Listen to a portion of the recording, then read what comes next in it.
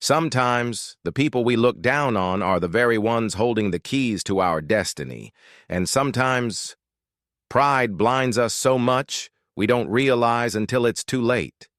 This is the story of a waitress who thought she was above a humble-looking family, but the reality about the family made her regret her judgment. The Golden Crown Hotel was known for its sparkling chandeliers, grand lobby, and world-class dining. It wasn't just a place to stay, it was a symbol of wealth, luxury, and status. Amelia, a waitress in the hotel's restaurant, had worked there for 3 years. She wasn't the most senior staff, but she was the sharpest dresser, the quickest with a fake smile, and the first to judge anyone who didn't look the part. To Amelia, appearance meant everything, and if you don't look rich, you don't deserve respect. One evening, while the dining hall glittered with businessmen in suits and women in designer dresses, a small family entered quietly. A man in simple-looking outfit, his wife in a simple dress, and their little boy clinging to her side. Their clothes were clean, but old. Their faces were kind, but tired. Amelia spotted them immediately. She stiffened, rolled her eyes, and whispered to another waitress, "Ugh, why do they let people like this in here? This isn't a soup kitchen." The family took a seat in the corner, their little boy staring wide-eyed at the sparkling lights above. He looked excited, innocent, like this was the first time he had ever been in a place so grand. They sat patiently, waiting to be served. But Amelia didn't move. Minutes passed. Other guests were served champagne and fine meals, but the small family sat ignored. Finally, the father raised his hand gently. "Excuse me, ma'am. Could we please see a menu?" Amelia scoffed. "Are you sure you can afford it? The cheapest meal here is more than what you probably make in a week." Her words cut through the air like knives. The mother lowered her eyes in shame, and the little boy clutched her hand tighter. Still, the father smiled politely. "We would still like to see the menu." But Amelia snapped. "Look, I'm trying to save you the embarrassment.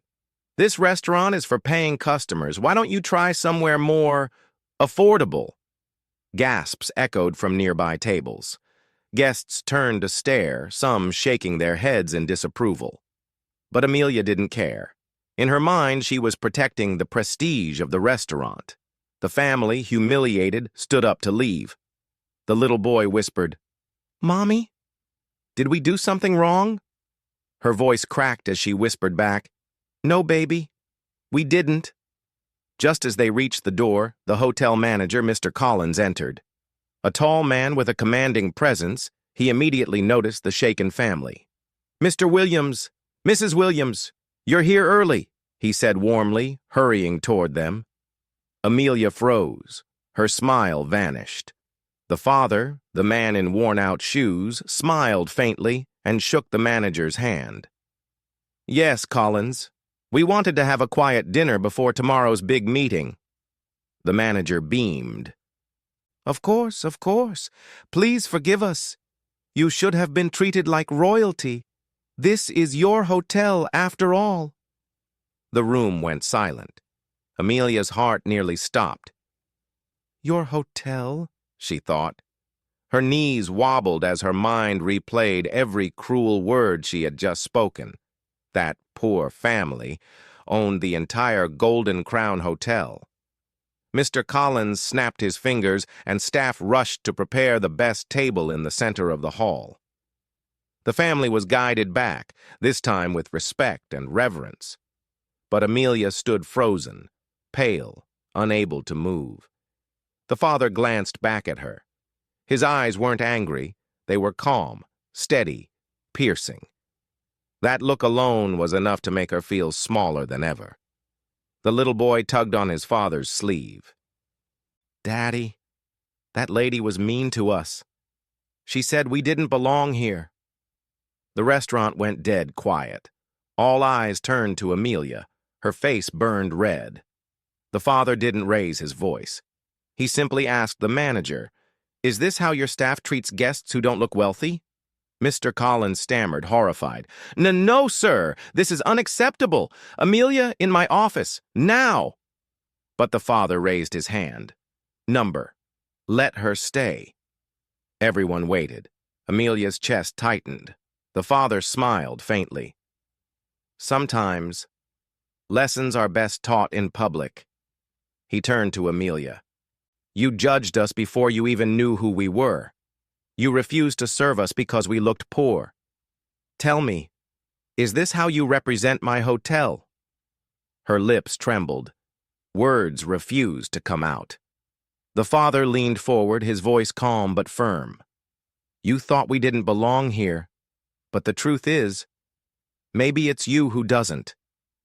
Gasps filled the room. Amelia's knees buckled. Tomorrow, he continued, we will decide your future at this hotel, but tonight, you will serve my family dinner. The family took their seats, finally receiving the respect they deserved. Amelia, shaken and humiliated, had no choice but to obey. But little did she know, the real judgment was yet to come. The dining hall buzzed with whispers long after Amelia placed the first dish before the Williams family. Every hand trembled as she served them, her once confident stride replaced with shaky steps. She couldn't meet their eyes. Not the boys', not the mother's, not even the father's calm, steady gaze. For the first time in her 3 years at the Golden Crown Hotel, Amelia felt powerless and small. But the night was only the beginning. The next morning, Amelia stood outside the manager's office, her heart pounding so loudly she thought it might echo through the hallway. Mr. Collins had summoned her at dawn. Inside, the Williams family sat around a polished oak table. Their presence made the air heavy. The father spoke first, his tone measured. Amelia, last night, you judged us because of how we looked. But life is not about appearances. You embarrassed us in front of our own guests. If you had your way, you would have sent us out of our own hotel. Her lips quivered. Sir, But he raised his hand. No excuses. This is not about what you intended. It's about what you chose to do. Now we face a decision. Do we let you go, or do we give you one last chance? Her knees buckled. Tears stung her eyes. Please, give me one more chance. I promise. I'll never treat anyone that way again. The father studied her. Finally, he said, Very well. But understand this. Chances are not gifts. They are tests. You will prove if you've learned your lesson. Amelia nodded, her throat too tight to speak. She didn't know then that her test would come sooner than she imagined. That evening, the restaurant was busy again, alive with chatter, cutlery, and the glitter of chandeliers. Amelia, still shaken, kept her head low, moving quietly between tables. The doors opened. A man walked in, tall but dressed simply in a plain shirt and jacket. No designer logos, no jewelry. He carried only a leather notebook, slightly worn. His shoes, though polished, weren't the kind the wealthy paraded. The other staff spotted him immediately. One waitress smirked, whispering loud enough for Amelia to hear, Looks like someone's lost. Probably can't even afford a glass of water here. Laughter rippled among a few waiters. The man took a seat at a corner table, pulling out his notebook, calm, quiet, unnoticed. But Amelia noticed. Her stomach twisted. The scene was too familiar. Just yesterday, she had been the one sneering at a humble-looking family. Now the same poison dripped from her colleagues' tongues. She froze. For a moment, fear whispered, If I serve him and he truly can't pay, I'll look foolish again. But then the little boy's voice echoed in her memory. Mommy, did we do something wrong? Amelia took a deep breath. She straightened her shoulders and walked toward the man. Good evening, sir, she said gently, forcing a smile. Welcome to the Golden Crown. May I get you a menu? The man looked up, surprised. Thank you. Yes, please.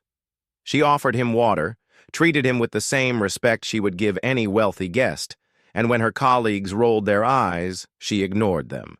As she placed his meal before him, she added quietly, I just want you to know, no matter who you are or how you look, you deserve to be treated with dignity here. The man studied her for a long moment. Then, a faint smile curved his lips. Interesting, he said softly. Dinner ended. The man closed his notebook, stood, and asked for the manager. Whispers flew around the hall. Amelia's heart skipped. Mr. Collins arrived, nervous. Yes, sir? How may I help you? The man pulled out a gold-embossed card and handed it over. The manager's eyes widened, his hands shook. You're... Mr. Harrington? Gasps filled the restaurant. The name alone sent shockwaves. Mr. Edward Harrington, the billionaire owner of the Regal Suites, the only hotel in the city considered a rival to the Golden Crown. The man turned slightly, his calm eyes finding Amelia. Yes, he said. I came here unannounced to see how your staff treats strangers. I wanted to know whether this hotel deserves a partnership with mine. Every staff member went pale. Amelia's blood froze. Mr. Harrington continued. Most of your waiters failed miserably, but one showed me what hospitality truly means. Amelia, her breath caught. She not only served me with respect, Harrington said, she did so while others mocked me. That kind of character cannot be bought. It is learned. I want her on my team, immediately. The room erupted in shock. Mr. Collins stammered. But sir, she made mistakes yesterday. Harrington raised a hand. We all make mistakes. What matters is how quickly we learn from them, and from what I've seen, she has learned. The Williams family, seated at their table nearby, exchanged knowing smiles. The father nodded, approving. Amelia's eyes brimmed with tears. For the first time, not from shame, but from hope. Harrington stepped closer. Amelia, how would you like to join the Regal Suites? As a senior hostess, higher pay, better position, and a fresh start? Her mouth fell open. The same woman who once judged others by their clothes was now being lifted up because someone looked past hers. That night, Amelia realized something life-changing. Not every humble-looking person is poor. And not every wealthy person wears their riches on their sleeve. Respect costs nothing, but it can open doors to everything. As she accepted Harrington's offer with trembling hands, she glanced at the Williams family. The father's eyes met hers again, steady, piercing, but this time filled with approval. And in that silent exchange, Amelia knew. Her test was over, but her new journey had just begun.